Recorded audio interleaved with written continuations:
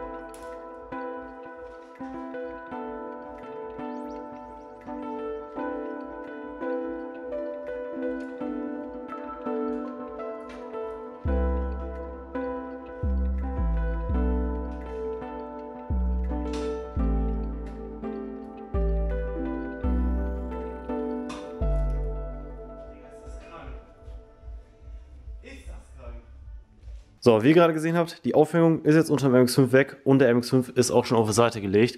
Der ist jetzt so ungefähr 80, 85 Grad auf der Seite und man kann jetzt so einfach mal den Unterboden angucken. Schon krank, wenn man sich das so anguckt. Ich habe ja auch schon mal so ein bisschen nachgeguckt. Hier unten ist die Seite, wo er gebrannt hat und es sieht an sich alles noch ganz okay aus. Der hat jetzt bis hier vorne, ist das alles noch so ein bisschen verrostet, weil natürlich die Unterbodenversiegelung abgegangen ist, beziehungsweise Unterbodenschutz ist halt abgegangen und da ist jetzt alles so ein bisschen verrostet, weil das Ganze auch ein paar Tage lang oder Wochen lang oder Monate lang auch im Regen stand. Aber das ist eigentlich nichts anderes als irgendwie Flugrost oder sowas, also nichts, was irgendwie durchgerostet ist. Ich habe schon überall geguckt, wo das jetzt ein bisschen mehr gerostet ist, zum Beispiel hier vorne. Da ist das so ein bisschen mehr gerostet. Oder auch hier hinten, das ist auch so ein ganz bisschen mehr gerostet. Aber alles in allem sieht das Ganze noch ganz okay aus. Und da ist jetzt nichts irgendwie durch, wo man jetzt mit einem Schraubendreher einmal durchhauen kann. Aber hier sieht man schon, das Ganze hat hier unten ganz gut Hitze und ein bisschen Feuer abgekriegt. Aber wie gesagt, nichts Schlimmes und nichts Fatales, was man nicht wieder zurückmachen kann. Die Dinger für die Handbremse, also da die Handbremsseile oder wie es auch immer heißt, das muss auf jeden Fall neu gemacht werden, weil die sind nicht mehr so gut.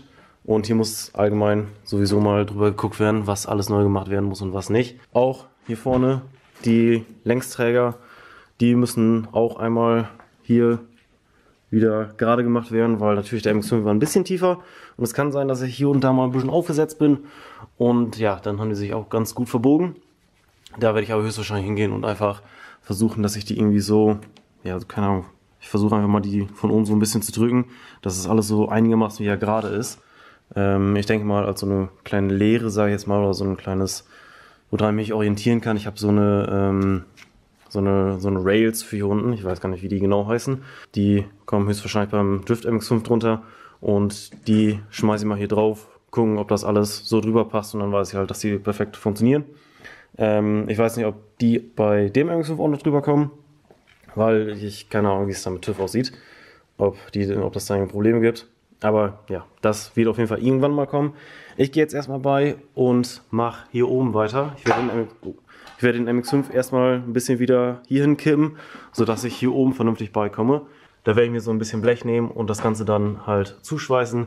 Genauso wie hier vorne, habe ich ja schon gesagt. Ich habe das nicht komplett geschweißt, weil war halt über Kopf und so ein bisschen doof. Ich werde das hier nochmal komplett schweißen, hier auch komplett ansetzen und dann schweißen. Und dann sollte das alles wieder vernünftig sein. Aber dafür muss ich den MX5 erstmal aus der 85 Grad Lage in so ungefähr 40, 45 Grad Lage setzen.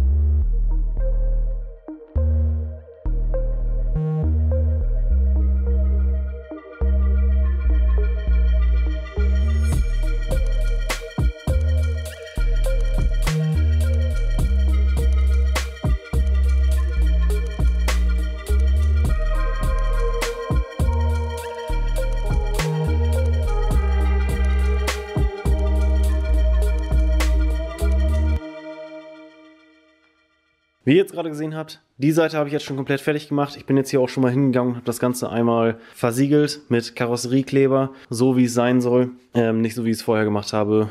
Ich habe das ja vorher gemacht, dass ich die innere und äußere Schicht nicht verbunden habe und dann im Prinzip das alles mit Karosseriekleber zugeschmiert habe. Das hat nicht so gut funktioniert. Jetzt ist innen und außen vernünftig verbunden. Um diese Seite komplett zu vollenden, werde ich jetzt noch hingehen und hier unten einmal das Ganze anpassen. Ich bin hier unten einmal schon gewesen, habe das Ganze so festgeschweißt oder habe das weiter zugeschweißt. Ist jetzt nicht perfekt, aber ganz ehrlich, muss jetzt nicht unbedingt perfekt sein. Das sollte jetzt halten. Ich werde jetzt hier hingehen und hier ein bisschen Spachtelmasse draufschmeißen. Und hier werde ich das auch noch ein bisschen anpassen, dass wir im Prinzip am Ende des Videos diese ganze Seite hier fertig haben. Und nur noch das Ganze lackiert werden muss. Dann kann ich nämlich mit der anderen Seite da hinten anfangen, da wieder den Kotflügel einschweißen und dann ist der MX5 wieder komplett. Aber wie gesagt, ich werde jetzt erstmal diese Seite spachteln, bearbeiten, fertig machen, so dass diese Seite komplett fertig ist.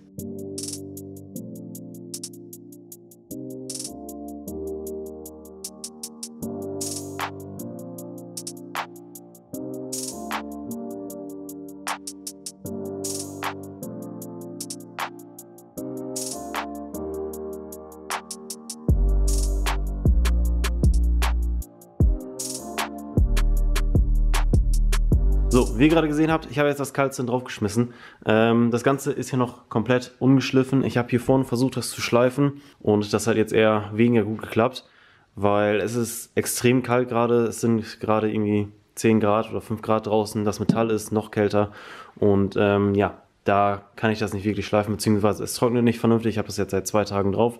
Ich glaube, ich habe doch ein bisschen zu wenig Härter drauf oder drin und das dauert jetzt sehr, sehr lange, um das zu trocknen. Deswegen, ich habe jetzt alles komplett verzinnt. Ich habe das jetzt alles überall draufgeschmissen. Hier habe ich so viel draufgeschmissen, dass das hier und das hier im Prinzip irgendwann mal, wenn ich das geschliffen habe, eine glatte Oberfläche ist. Und hier unten habe ich das auch einmal alles komplett glatt gemacht. Und wie gesagt, ich muss das Ganze jetzt nochmal schleifen. Aber das muss ich sowieso machen, sobald ich das Auto lackiere, muss ich dann sowieso nochmal rübergehen und das Ganze schleifen. Und ja, das werdet ihr jetzt einfach nur in einem anderen Video sehen. Hier vorne muss ich gar nicht mehr hingehen und das noch irgendwie hier an diese Kuhle anpassen oder sowas. Hier kommt sowieso im Endeffekt die Kotflügelverbreiterung drüber und da ist es dann relativ egal. Damit würde ich sagen, dass die rechte Seite vom MX5 komplett repariert ist, komplett fertig ist. Es ist nirgendwo mehr Rost, es ist alles komplett zu. Der Kotflügel ist zu, hier vorne ist alles zu, hier ist nirgendwo mehr Rost. Hier muss ich das halt noch anpassen. Aber an sich ist die rechte Seite vom MX5 wieder komplett fertig. Da die Beifahrerseite jetzt fertig ist, werde ich jetzt im nächsten Video die Fahrerseite machen, beziehungsweise die Seite, die vom Brand ja am meisten geschädigt ist. Da werde ich hingehen, im Prinzip genau das gleiche wiederholen, was ich hier gemacht habe. Ich werde da einmal alles soweit vorbereiten, dass ich einen Schweller auflegen kann, sprich alles sauber machen, alles entfetten, alles was geschweißt werden muss, noch zuschweißen. Und dann werde ich den neuen Kotflügel aufsetzen, den dann verschweißen, da dann alles wieder anpassen, weil natürlich muss ich den neuen Kotflügel dann auch wieder abschneiden, damit die Verbreiterung drauf kommt. Deswegen, das muss noch alles gemacht werden. Aber das wird alles im nächsten Video gemacht. Für jetzt würde ich sagen, wenn euch das Video gefallen hat, könnt ihr natürlich einen Daumen hoch geben. Und ja, dann würde ich sagen, haut rein, bis zum nächsten Mal und tschüss.